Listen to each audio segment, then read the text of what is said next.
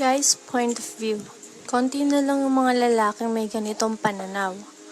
Mula sa chart ng Human Reproductive Organs na madalas idikit sa blackboard ng iyong biology teacher hanggang sa signage ng mga public comfort rooms, men and women are always portrayed as the same kind but light years apart when it comes to similarity. Halos pareho pero sobrang magkaiba. Labo ba? Kasi tignan mo, parehas kayong tao, parehas kayo ng nationality, parehas kayo ng salita, parehas kayo ng sinabi, pero magkaiba ang ibig sabihin. Question, pwede bang i-cancel mo na yung date natin? Boy, okay lang. Ibig sabihin nun, sakto lang. Di siya bad trip, di rin siya natuwa. Girl, okay lang. Ibig sabihin, abot langit ang kanyang pagkainis. Di pa naman siya nakatulog ng ilang araw kakaisip ng date na yun. Bumili pa siya ng bagong damit at nag-google ng mga makeup tips. Tapos sasabihin mong canceled. Malamang sinaksakan na niya ng basag na salamin kung malapit ka lang. Parehas kayong tao. Parehas ng dami ng ngipin. Parehong kailangan magsipilyo. Pareho ng brand ng toothbrush. Pareho ng functions and features. Pero magkaibang itsura. Boy, yung toothbrush niya, kulay blue. Girl, yung toothbrush niya, kulay pink. May ulo ni Hello Kitty, tumutunog ng fireworks by Katy Perry. Tuwing ginagamit, may naka-emboss na pangalan niya sa handle, strawberry scented, glow in the dark ang bristles, may sticker sa likod na I am pretty, may nakakabit na keychain at may Bluetooth. Men and women practically existed together for the longest time, pero hindi pa rin nila na-decipher ang bawat isa. Kung meron mang impormasyon, malamang tip of the iceberg lang yun. And as a guy, I admit noon, para sa akin, parang alien ng mga babae. Mahirap silang intindihin, mahirap i-spell, mahirap basahin ng utak.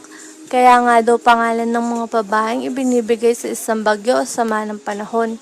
That was until met someone great and showed me na mas malalim pa sa mga jokes about female stereotypes. First, ang mga babae madaldal, mabunga-nga. Oo, wala talagang tigil ng bibig nila sa pagretsyada sa kakasalita. Lalo na sa tuwing pinapaalala nila sa'yo na oras na para inumin ang iyong gamot.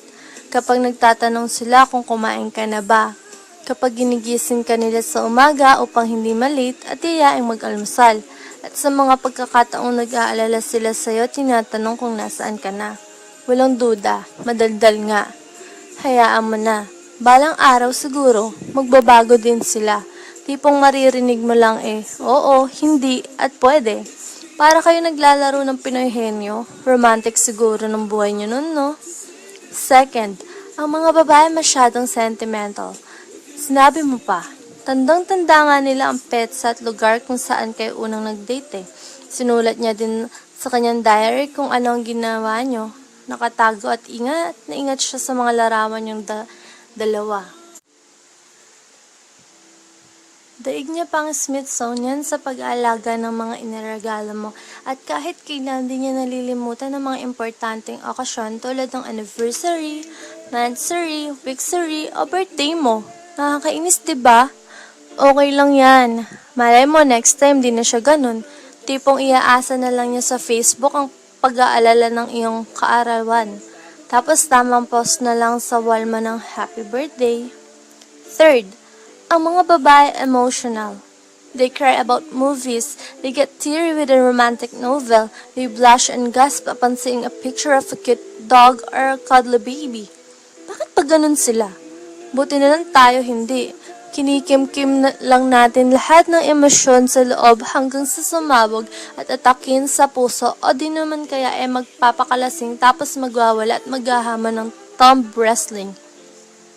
Di ba mas logical yon? At bakit pa gusto nila laging pag-usapan ng mga nararamdaman ng bawat isa? Madalas pa mag-imagine na ikakasal kayo. Laging nag-I love you, I miss you, take care at mama sa text or IM. Asar ka na ba at nakakornihan? Ayos lang yan. Darating din siguro ang time na titigil siya at isasend ang mga yun sa iba. Women are probably the greatest gift to men from God. besides beer and sizzling sisig. At para sa akin, women deserve all advantages, lalo na sa pag-ibig. Sana lahat ng babae ay maging masaya ang love life. Sana walang babaeng heartbroken. Kasi tayong mga lalaki, we're meant to pursue them, and it's okay if we fail from time to time. It's the way nature intended it. Gaya ng paghabol ng isang leon sa usa o pag-ikot ng earth sa paligid ng araw. Mas okay kung tayo na lang yung masaktan. Sila, isipin mo nagkakaroon sila ng dalaw at nababaliw kada buwan, nabubuntis at maghihirap ng 9 months. At pinakamatindi sa lahat, kailangan pa nilang panatilihing makinis at walang buhok ang kanilang kilikili. Ano ba naman yung pasayin sila at gawing scar-free ang kanilang buhay pag-ibig? And if you're with a great girl, do everything to make her happy. Don't ever break her heart. Huwag kang magpautos sa mga statics na nagsasabing mas marami ang babae sa lalaki, kaya okay lang mang chicks. Ano pa bang gusto mo? Hindi pa ba sapat na minahal ka niya sa kabila ng iyong pagiging engot at kawalan ng romantic DNA sa katawan? Malaki man ang populasyon nila sa mundo, napakaliit ng tsansang makakilala ka ulit ng tulad niya na magtsatsaga sa'yo. Tandaan, pansamantala ka mang maakit nang naglalakyang palang high heels o mga arting makintab na sandals, mas masarap pa rin umuwi sa nag-iis ng tsinelas ng buhay mo. That's right, tama yan kuya. And I give credits kung sino man ang nagsulat nito. Maganda siguro kung karamihan ng lalaki may ganyang pananaw. Ganito pananaw. Okay, thank you.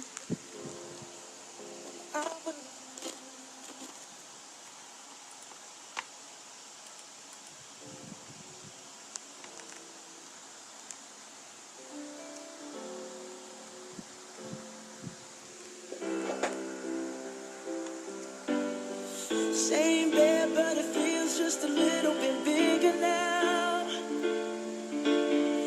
Our song on the radio, but it don't sound the same. When our friends talk about you, all it does is just tear me down. 'Cause my heart breaks a little when I hear your name. It all just sounds like ooh.